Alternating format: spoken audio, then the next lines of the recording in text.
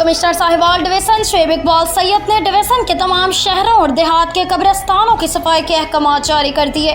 Municipal इदारे और union councils अपनी अपनी हदूद में कब्रिस्तानों की सफाई को यकीनी बनाएं। साहिवाल शहर में कब्रिस्तानों की सफाई की जारी मुहिम पर इत्मीनान का इजहार।